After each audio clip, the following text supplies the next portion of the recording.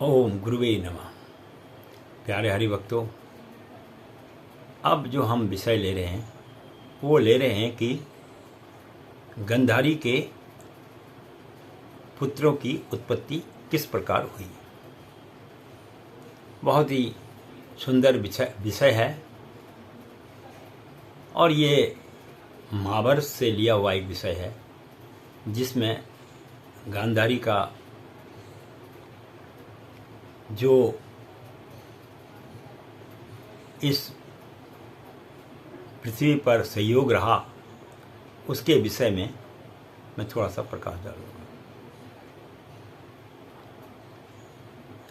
गांधारी एक राजकुमारी थी और गांधार नरेश की थी, इसलिए उनका नाम गांधारी भी पड़ा। और मामा शकुनी उसके भ्राता थे और विशेष रूप से उनको दुर्योधन की माता के रूप में जाना जाता है। धृतराष्ट्र गांधारी से बहुत प्रेम करते थे और यह विवाह जो है भीष्म पितामह ने कराया था। लेकिन गांधारी के अंदर में एक स्वाभिमान था। उसने शादी तो धृतराष्ट्र के साथ कर दी, लेकिन वह पति को इतना प्रेम करती थी कि उसने बोला, जब मेरा पति जन्म से अंधा है, देख नहीं सकता है, तो मैं भी अपनी आंखों में पट्टी बांध लूं। और उन्होंने आंख में पट्टी बांध ली। अब जब आंख में पट्टी बांध ली, उसके बाद रानी तो वो थी, सेवा करने वाले नौकर चाकर उनके पास थे। खैर, उन्हें जो भी है, धृतराष्ट्र के राज्य में उस समय धृतराष्ट्र को राजा के रूप में माना जाता था। अब बहुत दिन हो गए उनकी कोई जब संतान नहीं हुई, तो एक दिन व्यास ऋषि जो है उनके यहाँ आ गए। तो कहा यह जाता है कि व्यास ऋषि की इतनी सेवा की गांधारी ने कि व्यास ऋषि बहुत प्रसन्न हुए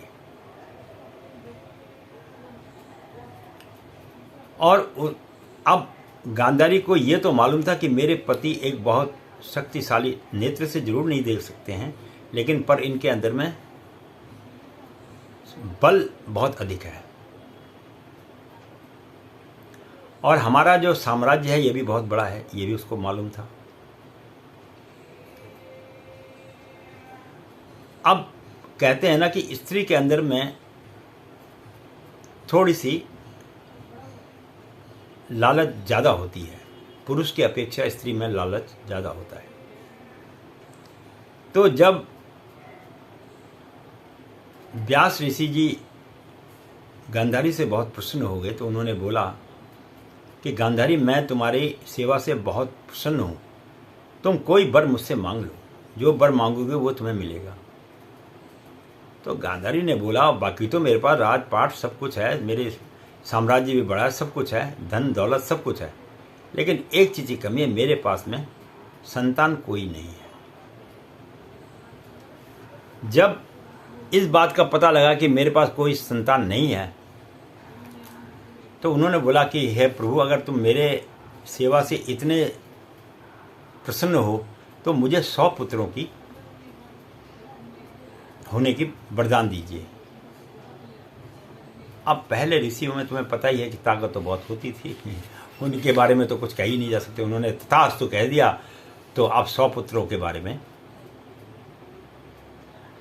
अब 100 पुत्र हुए तो हुए कैसे? अब 2 साल तक उसके जो पेट में है, गर्भ में जो है गांधारी के, बच्चा पेट में ही रह गया। और उसके बाद 2 साल के बाद जब वो नहीं हुआ तो बड़ी मुश्किल से उन्होंने, जब व्यास ऋषि से बोला कि ऐसी ऐसी बात हो गई है, मेरा बच्चा कोई भी नहीं हो रहा है और 2 साल हो गए मेरे गर्भ धारण किए हुए, ये बच्चा हो क्यों ना है। किसी कारणवश फिर वो गर्भवती से उसने जन्म तो दिया, लेकिन उसमें निकला एक मांस का पिंडा, जिसको पिंड बोलते हैं। एक गोला सा पिंड निकला, बड़ा सा पिंड निकला। अब जब उसने इस पिंड के बारे में ऋषि को बताया, व्यास जी को, तो ऋषि व्यास जी ने जो है हाथ में गंगा जल लेके और उस पिंड के ऊपर जब छिड़का तो उन्होंने गांधारी को बोला, इस पिंड पे जब मैं यह जल छिड़कूंगा तो उसके बाद इसके 101 टुकड़े हो जाएंगे और इन सभी टुकड़ों को आप मिट्टी के 101 घड़े के अंदर में रख देना और उन घड़ों को घी से भर देना, पानी से नहीं, दूध से नहीं, घी से भर देना। और इस प्रकार से उन्होंने जब पानी उस पिंड पर छिड़का तो उसके 101 टुकड़े हो गए और वो सारे जो टुकड़े जो थे एक एक करके 101 घड़े के अंदर में डाल दिए गए। अब उससे जो है 100 पुत्रों का जन्म तो हुआ, लेकिन एक कन्या का भी जन्म हुआ जिसका नाम दुशाला था, जिसका विवाह जो है सिंधु नरेश जयद्रथ के साथ किया गया। तो वेद व्यास जी ने जब 101 बच्चों का जन्म दिया तो इस प्रकार से गांधारी के 101 पुत्र का जन्म हुआ और जो है तब जाके गांधारी के 100 पुत्रों में से केवल मात्र एक पुत्र जो है, सारे के 100 नहीं मारे गए थे, एक पुत्र जो है बच गया था, जिसका नाम युयुत्सुव था। क्योंकि जब कौरव पांडवों का युद्ध हुआ तो यह बालक पांडवों की ओर चला गया था, क्योंकि इसे कुछ ऐसा जीवन में अनुभव हुआ कि जो मेरे भाई लोग कर रहे हैं ये अन्याय कर रहे हैं, तो वो पांडवों की ओर, धर्म की ओर चला गया था, जिसके कारण वह जीवित बचा रहा। और इस प्रकार गांधारी के 101 जो है पुत्र पुत्रियों का जन्म हुआ। तो गांधारी के जीवन में ये एक बहुत ही महत्वपूर्ण विषय रहा है। और अंत में मैं कहना यही चाहूँगा कि